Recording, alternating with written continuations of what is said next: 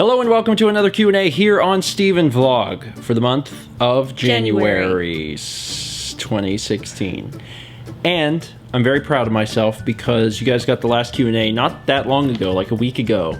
So basically in the span of like a week, I uploaded an entire month's worth of vlogs. That's how you show. That's how much a month is worth. A month. You have to give it some oomph. What's the word? Chutzpah? Is that what that means? Maybe not. So you have to give it some oomph. Yeah, I got an entire month's worth of vlogs out, which is good. So I'm catching up, which is fantastic. So stay tuned and also write questions because it won't be too long. I'll get all of January stuff out and then it'll be time to do another Q&A. We'll be that much closer to catching up. So we got some questions from you guys. Just like last month, you guys have been asking a lot of great questions. So continue to ask awesome stuff. You guys are doing great. We had a lot more than just 10, but we've cut it down to 10.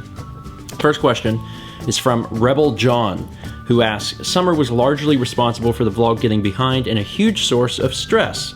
How do you plan to prevent that in summer 2016? Never leaving ever. Never leaving the apartment.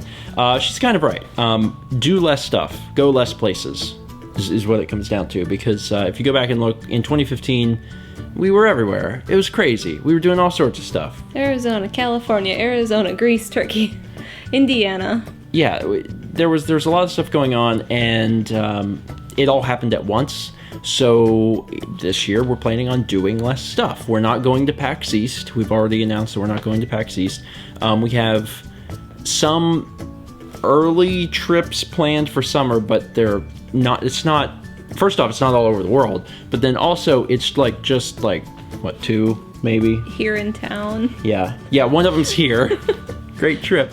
And then possibly Wisconsin. Might be going back to Wisconsin for a little bit. It's been a while since we've been there. And it's summer, so it's warm. Correct. So that's like it. That's it. So that's what we're hoping to. That will keep the vlog in check and keep the channels in check. And then also with Mal now working on MalMakes, she's going to need to be here too. I mean, basically, when summer begins, normally a teacher is like, woo, do, do, do, do, do, do, do, I mean, do, I still work. Yeah, but now you are working on a channel, so we're going to need to be here anyway. So that's the plan so far. We'll see what happens, but basically do less stuff, and fingers crossed it'll lead to good results. The next question is from JL. Would you consider MalMakes as a potential teaching tool for your students, or even providing education-specific videos separate from what you're doing so far? It's an idea for the future. Like doing videos for your class, or even more. I think that's in general. I think that's less likely. I think more likely would be you producing education videos. This is how you paint a sphere in watercolor. Well, I mean, the thing is, right now you are Bob Rossing it. I mean, you're painting and you're showing people exactly kind of what you're doing, but it's not the same as let's learn the basics. And it might be a little overwhelming for someone who's just trying to start out, trying to follow you or something. So yeah. I think at some point I think it's pretty likely that you could do a little tiny series of, let's learn about this, or whatever. And it wouldn't just have to be about painting either. It could be a wide range of art stuff. You could even do some art history. I could. I mean, you're a teacher. Like, I'm just saying, these are all things that you already do, so you could bring them to the channel in some fun way. The next question is from NeoDarkraiTV. Stephen, now that you've been out of college for quite some time, are there any editing skills that you've forgotten or no longer use? You have no idea. Actually, it's so weird because I started using Final Cut Pro 10 in, I think, 2012. So I've been using it for... It was October 2012, so I think I've been using it for like 3.5 years, almost 4 years. And before that, I used Final Cut Pro 7. For those who are unaware, there is no 8 or 9 because nothing is right in the world. There's also another Windows 9, so I don't know. But I was very comfortable with Windows 7, or not Windows 7. Final Cut 7. It's very comfortable with Final Cut Pro 7. And what's interesting is that now, when I see like videos of people using it, or screenshots or anything, it's really hard to even wrap my mind around what to do in that environment. And I fortunately haven't been put in a place where I need to like use that. But it's kind of sad to me in a way because I was trained. I was trained in a lot of stuff, but I got my certification. I actually got certified. I'm a certified pro for Final Cut. Somewhere on Apple's website, my name is listed along with all of the other people that have gotten certification for Final Cut Pro 7. And it's kind of sad because I got that certification for Final Cut Pro 7. Final Cut Pro 10 comes out, and it's so wildly different that now, 3.5 years later, from the last time I even used Final Cut Pro 7, it's like I have no idea what I would be doing in that.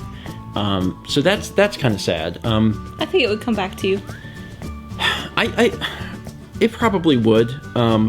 But like, there's so much muscle memory when editing. I know that some people edit with a mouse and they move around and click the play button or whatever. You shouldn't do that, by the way. That's bad. Don't do that. You get so much muscle memory with all of the keyboard shortcuts and things like that, and some of them are the same in Final Cut Pro 10, but some of them are different. And the way that Final Cut Pro 10 just works is wildly different from Final Cut Pro 7 and all other NLEs, because we had to use... I had also used Premiere for some time, and then in school we were taught Avid. So I have all of these things under my belt, and like I'm using the oddball. Like, of all of the other ones that are all very similar, I'm using Final Cut Pro 10, which is like, that's not how you edit. We'll teach you how. This is better. Do it our way. So I like it, but did that answer the question? Sort of. I got a little off track, but skills. Yeah, it's to better answer the question. There's a lot of stuff that I did in college that I don't do now, and it's one of those things like I edit linear content, period. This video that you're watching now, linear content. The vlogs, linear content. The Let's Plays, linear content. Everything I create is linear content. The only time I got a chance to break out of that was whenever we were working on things at school, when we're making short films or music videos. That's narrative content, and it's not shot in sequence, and you get to do so much more things, and you develop abilities, and you get faster at doing certain things that you're never going to do if you're making these sorts of videos that I make. So in a way, that's kind of sad. Now on the flip side of that, I've gotten really freaking good at what I do. Yeah, you have. And I'm really fast. And it's been fun, like, showing Mal how to edit, because like, she'll be doing something, and then she'll say, well, how do I do this? And I'll come over and I'll just be like, and she'll be like, oh, wow, that's fast. Or when I have you, like, double check something, and you sit there and you just, like, cut things off, and it's, like, done. And I'm like, that would have taken me 2 hours. So, like, that's the good side of it. Like, you do get good at that thing, but the idea of, like, cutting music videos or narrative or short films, all that kind of stuff that I did in college that was shot out of sequence, that you have to do all of these various things that you don't have to do for YouTube content, is honestly at this point completely lost on me. I think it would come back if I start doing it a little bit more, but at this point it's been years, so I feel kind of sad about that. Anyway, next question is from SamAHardy. This is for you, Mal. What advice would you give for interviewing for a teaching job, and what advice would you give for the first few days / weeks / months of classes for a new teacher? And to give a little backstory, this person said that they haven't student taught yet. I think they were getting ready to student teach, and they were hoping to be, I believe, a high school mathematics teacher. Okay. Interviewing, be prepared, have examples of stuff. Letters of recommendation are good. Mm-hmm. Try not to be nervous. I was really nervous for my first one when we drove up to Tennessee. Yeah, but you interviewed well from what it sounds like. Yeah. So, let's see, what else for interviewing? Have some good questions. I think that's important. Look some up and be like, well, what good questions can I ask about their school? Yeah, and be specific. Yeah. Like that's not just, a very generic question that you could ask anybody, but like something for that particular school or district or whatever, because, I mean, the thing about teaching and the education system is that things are so wildly different everywhere you go. Like, if you go to a particular school or a particular district or a particular state, like all that, where you may be familiar with one thing, it's completely different somewhere else in the way they do things. So it's a good idea to either look up information and also ask questions. Yeah. So Does that help? Also, What was the second half? The second half of About that question, yeah, what advice would you give for the first few days, weeks, or months of classes for a new teacher? The first day is the worst day Of your life? ever of any semester. Anytime you have a new class. Because, like, everyone's super silent, and you have to figure out how you're going to fill. We have block scheduling, so mine are 90-minute classes, like 90 minutes on the first day. And you could have like half a new class tomorrow because they changed the schedule and like students switched out. Like, what do? You can't start anything. Yeah. So you have to figure that out. I make a first day script, like, hey, this is who I am. It's not really detailed, like, hey, I went to school for this. I really like making paintings. It's pretty generic. Like, I don't go into too much detail about my life. And then, like, the next few days, I mean, as a math teacher, they probably have a curriculum. Yeah. So your department, the district department, for, like, head of math, will be like, this is what you teach freshman geometry. But art doesn't have that, so I had to make it myself and be like, all right, well, you know, they need to learn their colors, and they should really know how to shade, you know, and they should learn definitely something with clay. So I kind of have to do that and figure out a good order. It's a completely different experience between... I mean, subjects. Yeah, like you think of like, oh, a teacher's got to teach their subject, okay, but it's not even that simple because you know, depending on whether or not you have a curriculum, it's like wildly different too. Yeah. So, best of luck to you, by the way. I know that it can be crazy, and I've seen her, you know, prepare for things and put herself out there and see what happens and apply to a bunch of different places. But keep your chin up and work hard. And follow her advice, because she's a teacher, so she seems like a good person to listen to. The next question is from pacifichomesweethome, and it says, when you are planning a painting for MalMakes, is it difficult to brainstorm ideas, or does it just come naturally? And how do you choose a game, and specifically, what scene to paint? As for a game, I want to pick something I've played before, because otherwise I feel like I don't know it well enough to paint. I mean, I don't want to speak for you, but... Yeah, speak for me. I feel like if I was trying to paint something that I haven't played, just for this specific project that you're doing, it would almost feel like it was untrue or something. Does that make sense? Yeah. It's a kind of a weird way of phrasing that, but like, it would feel less inspired or something. It would just be like, you know, oh, everyone's playing Super Shoot 'em Up 4. I guess I'll paint Super Shoot 'em Up 4. Like, you gotta play Super Shoot 'em Up 4, you know? Because only when you play it, then you get to put yourself in that world, and when you finally come out of that world and you step away from the game, you can say, what is it that sticks with me? You know? Sorry. I'm not trying to speak for you. You're right, but that's how I also pick a scene, like what stuck with me. Exactly. Because the most recent one that Mal did was Journey. If you haven't seen it, go watch it. Why aren't you subscribed to MalMakes? Get on that. But it's the thing that you painted was one of the things that stuck out to you. Yeah. You know, we went through this game, and honestly, there was like 3 or 4 spaces. There were quite a few things that Mal actually wanted to paint and might paint in the future. She may actually come back to Journey and paint another scene from Journey at some point, because because we had talked about it. I said, what do you want to paint? Because she said she wanted to paint something from Journey. She's like, God, there's so many things. Like, there were so many different things that stuck out. But you went with that one, and you know, you might return at some point. So you do have to play the game. So as far as like choosing which game, is it just what you're in the mood for? Well, if I think about like what stands out in the game, I'm like, okay, I've already done a few that look like that. I've already done a few that look like that. Or maybe like a system, because like my first 2 had a lot of water. So with the Journey one, obviously I didn't want to do something water. Yeah. Not that there's a lot of water, but... Yeah, there's not much water in Journey anyway. But I was like, okay, well, I already did some sort of like sunrise, sunset. Yeah, sunrise, sunset thing. I was like, I can't do that for a little bit. It's too much water in the Pikmin one. And it's like, well, Journey's totally different because it's a lot of different colors. So...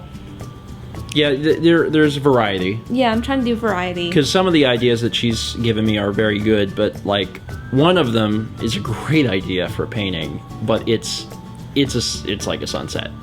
And when you say it's a sunset, it sounds like, oh, it's just a sunset. There's more to it than that, but when it comes right down to it, you don't want to spoil what it is. I don't want to spoil what it is. And then also, it would feel pretty similar to Wind Waker. It'll be a good painting, and I think she should do it, but she should wait a while, because then it'll be like, oh, MalMakes is about painting sunsets, and it's not, so. And I like painting sunsets, because I feel like I can do them pretty good. Yeah. So I try to push myself, too. Like, that was, like, the Pikmin one, I really pushed myself.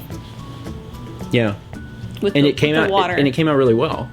But yeah, that's kind of the process. Is it hard to think of ideas? Kind of sometimes, but I also kind of have made a list since I started thinking about starting the channel, so I have a list. Yeah, she's been writing stuff down, and she'll we'll talk about it, because I want to know what she's painting next. I'm like, so what are you thinking about? And she'll say, I'm thinking about this game, or I'm thinking about this game. And then we'll talk about, okay, well, what makes that game that game? What is it that you remember from that? So, lately we've been talking about a particular game that I'm really excited for you to paint. And I don't know what scene you're going to do from it, but there's a lot of snow, and that could be fun to paint. Now you don't remember what I'm talking about? Nope. Really? Mm-hmm. You must have a lot of games on the mind, but when you told me this particular one, it stuck out, and I was like, okay, yeah, paint that. I like that game. Anyway, there's more coming. Subscribe to MalMakes. The next question is from ThoDumbo, and it says, how did you start using Apple products? You want to start? Sure. Because I think I had one before you. I don't know. I don't remember my first Apple product. I think it was like a... no, I do. I think, maybe. It was an iPod, the old classic iPod, and it was like a 30 gig, and it had I think it had a color screen at that point. I think mine's older. Probably. What do you have? I got the Nano when they first started coming out in black with a color screen. Okay. All right. I know a few people that have been using Apple products since like forever. I know a tiny handful of people that like they grew up with an Apple computer in their house, and that's all they used, and then as time went on they got the new Apple computer, and they've just never had a Windows computer. As far as our use with Apple products, most of the people, I'm assuming the question is probably more about like computers and things like that. If you didn't know, we are an Apple household. It sounds weird, and you make it sound like we're sponsored by them. Every night we pray to Steve Jobs. We use a lot of Apple products mostly just because we like them, and it's not that we don't have any experience using Windows. I use it daily. Mal uses Windows every single day at school. I had a Windows PC from the time I had a computer, which was when I was like 10, up until I was 18, and we had several different Windows computers, and I was always a big computer guy. I used Windows. I got a MacBook whenever I was going off to college, and I went to the Savannah College of Art and Design. Very heavy Apple school. They won't tell you that, because whenever I had asked, it was like, oh, it's we're not an Apple school, it's like 50-50. That's what they said on like the little tour thing. That is bull crap. That is not the way that school is divided at all. Is there like one Windows lab? No, it's not like that. But it's seriously like 85-15. There are Macs everywhere, and in every lab you can find Windows computers, and they're good. All the computers scattered are really good, but like it's not like that. It's predominantly a Mac school. Anyway, but I knew that I was going to go to SCAD, and I knew that they used Macs from talking not to the people that worked there, but from like there were students and stuff that we talked to, and we also got to like look at the classrooms and stuff. And I was like, well, it sounds very cliche, but it's true. Mac or OS X, Apple hardware, is like the creative thing. If you're a creative person, you get that. Which is not entirely true. You could do all the same crap on a Windows computer. But I was like, all right, I guess I'll get a MacBook. So I got a MacBook in 2007, the summer before I went off to college, and that was my computer for many years, and I loved it. Your parents still use it? I loved it. Yeah, it's now my parents' computer. That little thing is still chugging like 9 years later, which is amazing. And it has all the original parts, but I did switch. I think I switched out the battery. I switched out the battery and I switched out the hard drive. Yeah. I think, but otherwise it's all the same stuff. But I really love OS X, and it's one of those things that people think you have to like take a side, which is really bizarre. You don't have to take a side. It's okay to like both, and I like both, but I prefer OS X. And other people think that if you like Mac, it means that you're like an idiot and you don't know how to use a Windows computer. I promise, I know how to use a Windows computer, but over the years I've had. Between using both, I've had more problems with Windows computers than I have had with Macs. Sometimes even considering the Hackintosh, although the Hackintosh is completely other beast. But when you have actual Apple hardware, it works pretty dang good. I'm a fan of it. But I mean, that's my experience. And someone could have a completely different experience and be like, I used an Apple one time and it was the worst thing and it blew up. And then that's going to affect your perspective. How about you? Because you got a computer in college, right? That's when I got my first Apple computer. Yeah. I had computers growing up. I don't remember the year it was. I was in 2nd grade. You had like a 3.1 Windows. The Windows 3.1. Yeah. Oh, the thing was gorgeous. Gorgeous. You played that Monopoly. Oh yeah, Monopoly. And Ski Free. Snake.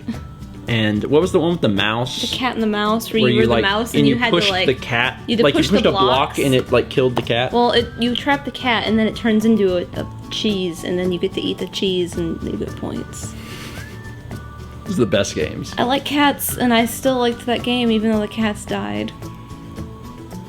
Anyway, but you used Windows computers up until when? Yeah. When was it that you got an Apple? 2008. Right when I switched schools, because when I started going to Stout, they were like, oh, you're an art education major.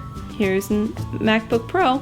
I was like... But that cliche, that stereotype, and it's reinforced in the schools too, because if you got a MacBook because you were an art student. Well, the art department was really pulling heavy for MacBooks for their students when they started coming up with the program. Mm-hmm. But we were told by different professors and different people throughout the school that the reason that it was the way it was, where everyone else had these really terrible Dells, and Haley can attest to this as hers died the night her paper was due. She wrote a lovely poem. Is the Apple rep that the school is in contact with didn't call them back in time, and the Windows one did. Huh. So they kind of settled for this weird like 80-20 split, because it was a few majors: art ed, art, design, some other design-ish, construction design. But it was stuff. art. Yeah. Art got the MacBooks, Mm-hmm. and non-art got the Windows computers. And most of them were pretty upset about it. I mean, but as far as your experiences with OS X, have been positive. Yeah, I haven't had any problems ever with my Mac stuff. Like, on the actual hardware. It's been good. And I mean, you like the software environment. Yeah. You prefer it to Windows, otherwise you'd be using a Windows Mm-hmm. computer. I mean, I use it at work, Windows, and I get confused, and then I'll come home and get confused, because Command and Control, and Windows makes fun of you if you hit the wrong one. Did you mean Control? You hit it twice in a row now. We think maybe you should like take a look at Would your you like to keyboard. remap Control to the Windows key? No, I'm good. I mean, I don't mind it, but... Yeah, I mean, to be clear, because people are very passionate. People like hate Apple, and they hate Windows, and they hate iOS, and they hate Android, and there's Linux people over in the corner laughing at everybody. But like, when it comes right down to it, it doesn't matter. You can do all the same crap on every other thing. It doesn't matter what you're doing. You can do all of it on whatever you want. So use whatever you want. Personally, I have found that OS X is preferable, and I prefer it. You may prefer it too. If you've never tried OS X, you should try it. And you'd be like, oh man, this is nice. Or maybe you'd be like, this is garbage. What are you thinking? And that's okay. You can have your opinions. It's fine. But yeah, we have Apple computers. We've had Hackintoshes in the past. We've had MacBooks in the past. We have MacBooks now. We have Apple computers now. We have iPhones. We've had iPhones. And I love the ecosystem because everything just works. I know that's their slogan from like 20 years ago. It just works. But it does. It does just work. And it's nice to turn on your computer and be like, oh, good. It works. Anyway, next question. I spent way too long on that. Next question is from Jay Boyer18. I know Mal and Haley have cosplayed for PAX before, but do either of you have future cosplay plans? Actual plans or like dream wishes? Yeah, I think that was the plans, intent. no. No actual plans, but as far as like things... Wait, maybe kind of actual plans. Brother. Oh, well that's what I was going to talk about. Okay, I'll let you talk about that in a second. Oh. I really would love to cosplay as Peach in like the fanciest hoop skirt. Yeah! Yeah! Peach has got it! Not like, like really high quality big skirt, satin. I think it would be fun. Well, I mean, you have the voice down, so... Not my voice, that was a bad representation. But yeah, that would be fun. Something that we've actually talked about doing for reals at some point, and now I've done this, someone will steal the idea, and whatever, fine. Because who knows when we're going to a Because who knows when next. we're going back to a convention and actually going to follow through with this. But we talked to the people in our group about maybe cosplaying as the Epsilonists from Grand Theft Auto 5.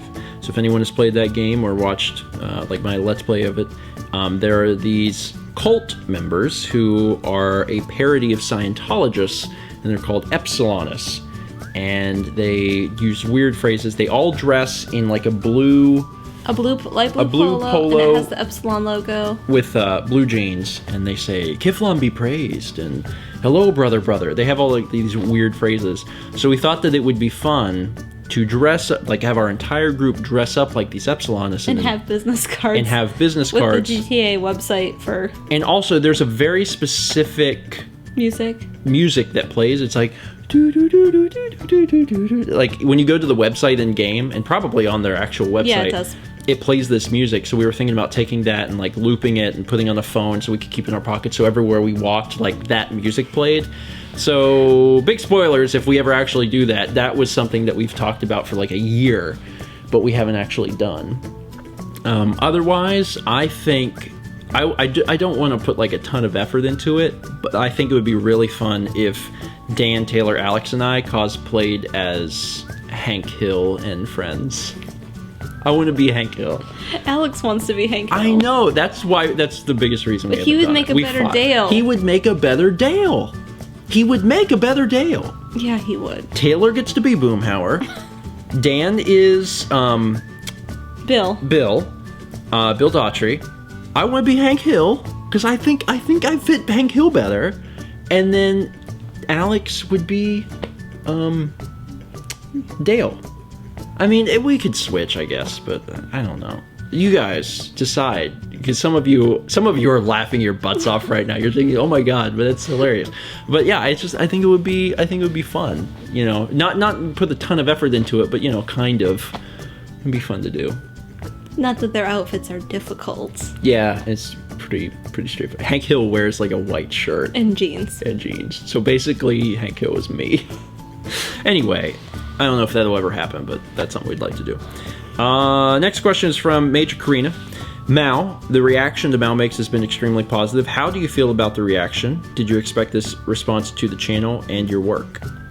Well, I'm excited. Yeah, I didn't absolutely. quite expect it to be as big as it is this quick, or the response to be quite this positive. Like, when the first video went up, I had to give it like an hour before I could go check social media and be like, oh, what did people say? I couldn't do it.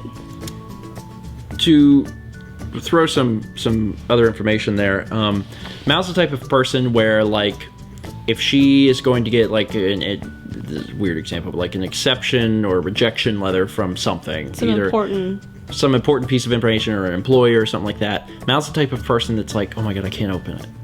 And I'm not like that. I want to know. I I had to take a test for education to renew my license. Some praxis test. And I got the results, and I was like, I can't read this email because I don't want to take this test again, and I can't look at the email. Yeah, like, and it would, you know, it was like hours, and I'm like, Mal, just read the email. I'm like, do you want me to read the email? And then I think I actually maybe ended up reading the email.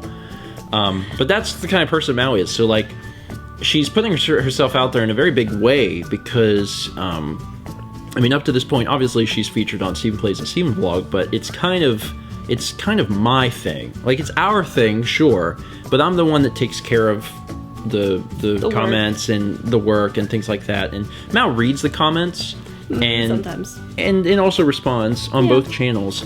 But like, this was the first time, like, this was her thing. You know, it's MalMakes. Her name's in the title. She's the one doing the videos, and she's the one that's reading the comments and responding. So when she posted that first video, she was really nervous to just, like, even look at the comments and, like, you know, what did people think? You know, is this going to be okay? Is this something that people are going to like? Am I okay? Like, is my painting okay enough? Yeah, you know, maybe, do you think people are really going to hate it? And I'm like, no, I think it's going to be fine, but they might hate it. So she's had a huge vote of confidence from the community. So thank you. And she feels a lot more comfortable now. And now she's on her third painting. And now it's not like that. Now it's like, I can't wait to see what people say. It's going to be really exciting. And even criticism is okay. Yeah. I mean, because there's been people that have offered, honestly, really, like, beautiful criticism. Great constructive criticism. I know that on YouTube you get a lot of, like, you know, you're dumb. But it hasn't been like that. There's people that also are artists or also do painting that have offered actual pieces of advice that Mal really appreciates. And it was like, wow, you know, someone told me about this, and, like, that makes a lot of sense. I should try that. So, yeah, it's been great. Yeah. I'm happy for you, and I'm proud of you, because you've been working, like, super hard, and it's come out even better than I could have thought. So I'm happy with it. All right. The last question for today is from Donnie E, although I have a feeling a lot of other people also wanted to know. Can we see the Earthbound painting that your student gave you that we talked about last episode? Yeah. Can they? Yeah. Did you want to, like, show a still? I would just go get it. Go get it. Ta-da! This is it. It's a big canvas. Yeah. It's bigger than what I use for MalMakes. Yeah, on MalMakes she's painting on 18 by 24, and this is 24 by 36. Yeah, I think. I think so. So it's big, but yeah, that's what we showed last time. And this is who is it? Tyler Oakley. Yeah, she really likes Tyler Oakley, and she decided to paint him as Ness. Yep. So there you go. Now you have seen the painting. So that's it for this month. Thank you so much for watching. Be sure to leave your questions down below, because I'm going to be chugging through those January vlogs and getting to the next Q&A very shortly. So once again, thanks for submitting questions. Continue to submit awesome ones, because you've been doing a very great job, and we will answer them soon. Pretty soon. Like a relatively reasonable amount of time.